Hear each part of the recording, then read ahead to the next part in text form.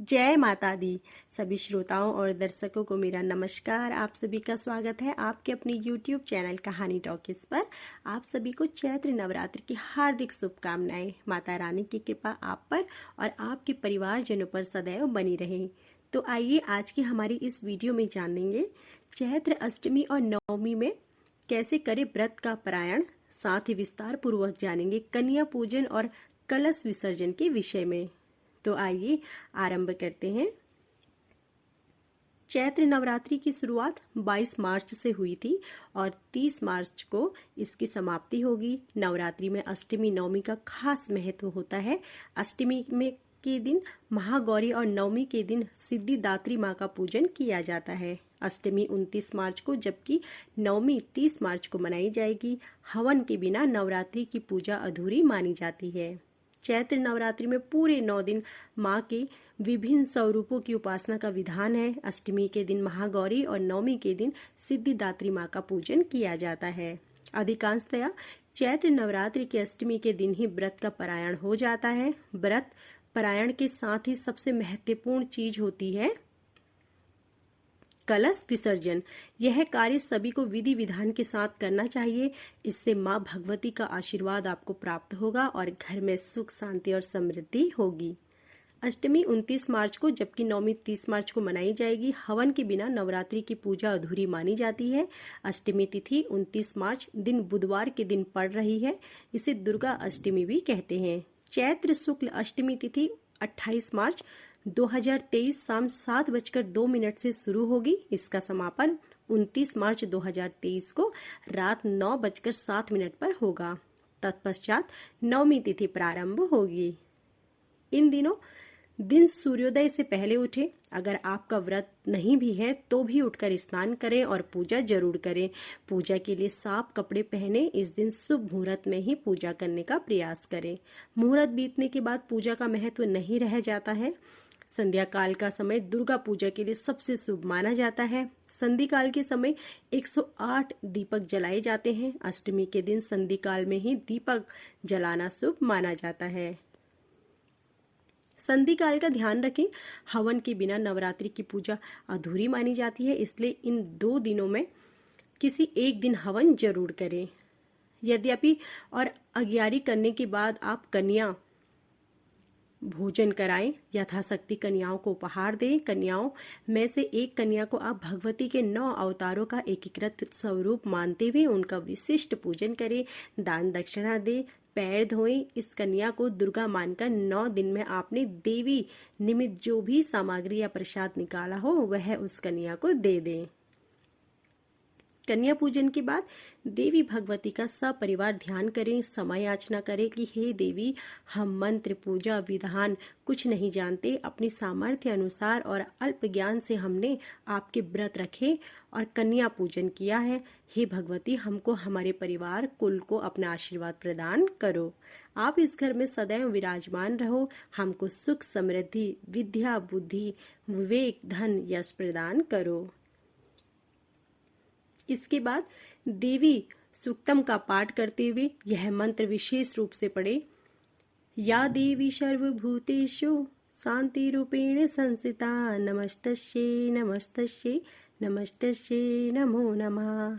एक अन्य मंत्र में शक्ति के स्थान पर लक्ष्मी का प्रयोग होगा। इन मंत्रों को 11 बार पढ़ें। इसके उपरांत नवरात्र के प्रथम दिन स्थापित कलश का विसर्जन करें। एम हीम क्लीम चामुंडाए विचे मंत्र को जपते हुए कलश उठाएं। नारियल को अपने माथे पर लगाएं और नारियल चुनरी आदि अपनी माँ पत्नी बहन की गोद में रखिए। इसके बाद कलश लेकर आम के पत्तों से कलश के जल को अपने घर के चारों कोनों में छिड़किए।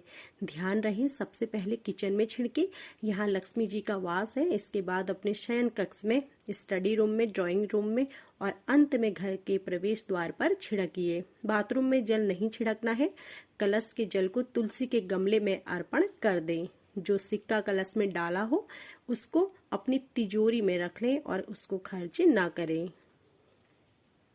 अगर आपने नवरात्रि के पूरे व्रत रखे हैं तो आखिरी दिन किसी भी तरह की हड़बड़ी ना दिखाएं। कई लोग अष्टमी की रात 12 बजते ही व्रत पारण करना गलत माना जाता है। नवमी के दिन सुबह पूरी विधि विधान के साथ ही व्रत खत्म करें। इस दिन दुर्गा सप्तशती का पाठ करने के बाद पूरी विधि से हवन करें और कन्याओं को भोजन कराने के बाद ही इसका समापन करें। अष्टमी के दिन तुलसी जी के पास दिए जलाकर और उनकी परिक्रमा करने से घर परिवार में सुख समृद्धि आती है। अष्टमी और नवमी दोनों दिन कन्या पूजन करना विशेष फलदायी माना जाता है। कन्या पूजन के बाद ही भक्तों के नवरात्रि व्रत संपन्न माने जाते हैं। इसमें 2 से 11 साल की बच्चियों की पूजा की जाती है। माना जाता है कि अलग अलग रूप की कन्याएं देवी के अलग अलग स्वरूप को दर्शाती हैं। शास्त्रों के मुताबिक कन्याओं को एक दिन पूर्व ही उनके घर जाकर निमंत्रण दें। गृह प्रवेश पर कन्याओं का पूरे परिवार के साथ पुष्प वर्षा से स्वागत करें और नव दुर्गा के सभी नामों के जयकारे लगाएं। अब इन कन्याओं को आरामदायक और स्वच्छ जगह बैठाएं। सभी के पैरों को दूध से भरे थाल में रखकर अपने हाथों से उनके पैर स्वच्छ पानी से धोएं। कन्याओं के माथे पर अक्षत, फूल या कुमकुम लगाएं। फिर माँ भगवती का ध्यान करके इन देवी रूपी कन्याओं को इच्छा अनुसार भोजन कराएं। भोजन के बाद कन्याओं को अपने सामर्थ्य के अनुसार दक्षिणा उपहार दें और उनके पैर छूकर आशीष लें। कन्या के साथ साथ इस दिन बटुक की पूजा से देवी दुर्गा बेहद प्रसन्न होती है। शास्त्रों के अनुसार आयु के अनुसार कन्या पूजन किया जाए तो इससे मनोवांछित फल की प्राप्ति होती है। एक और देवी दुर्गा के रूप में 2 से 11 वर्ष की कन्याओं का पूजन करने का विधान है। 2 वर्ष की कन्याओं को कुमारी, 3 वर्ष की कन्या को त्रिमूर्ति, 4 वर्ष की कन्या को कल्याणी, 5 वर्ष की कन्या को रोहिणी, 6 वर्ष की कन्या को कालिका, 7 वर्ष की कन्या को सांभवती तथा 8 वर्ष की कन्या को सुभद्रा कहा गया है। दूसरी ओर 9 कन्याओं के माँ के 9 रूप शैलपुत्री, ब्रह्मचारिणी, चंद्रघंटा, कुष्मांडा, स्कंद माता, कात्यायनी, कालरात्रि, महागौरी तथा माता सिद्धिदात्री जानकर उनकी पूजा करने से माँ दुर्गा की कृपा प्राप्त होती है। 9 कन्याओं के साथ एक बालक को भी भोजन करवाकर दक्षिणा देने का विधान है। इसे श्री गणेश के रूप में माना जाता है। इसे चूड़ियां नहीं दी जाती। 9 कन्याओं के पैर धोकर आसनों पर बिठाया जाता है। कन्याओं के माथे पर अक्षत, फूल या कुमकुम लगाएं। फिर माँ भगवती का ध्यान करके इन देवी रूपी कन्याओं को इच्छा अनुसार भोजन कराएं। भोजन के बाद कन्याओं को अपने सामर्थ्य के अनुसार दक्षिणा उपहार दें और पैर छूकर आशीष दें। तत्पश्चात उन्हें विदा करें। कलश और अखंड ज्योत के दीपक पर बंधे कलावे को आप अपनी बाजू में बांध सकते हैं और गले में भी पहन सकते हैं। यह देवी का सिद्ध रक्षा कवच होगा जो आपके लिए काम करेगा। कवच सूत्र बांधते हुए जो भी आपको देवी मंत्र याद हो पढ़ते रहिए। यह सूत्र घर के सब सदस्य पहन सकते हैं। इस तरह नवरात्र व्रत का पारायण संपन्न हुआ। अष्टमी और नवमी से व्रत का पारायण करने वाले इस विधि से कलश विसर्जन करेंगे तो उसका लाभ प्राप्त होगा। अष्टमी या नवमी तिथि को व्रत पारायण करने वालों को चाहिए कि अखंड ज्योति को नवमी तिथि के अंत तक प्रज्वलित रखें। इसी जानकारी के साथ आज के वीडियो को संपन्न करती हूँ। आशा करती हूँ कि माता रानी आपके व्रत और भक्ति भाव को स्वीकार करें और अपना आशीर्वाद और छत्र छाया प्रदान करें। आप सभी का धन्यवाद।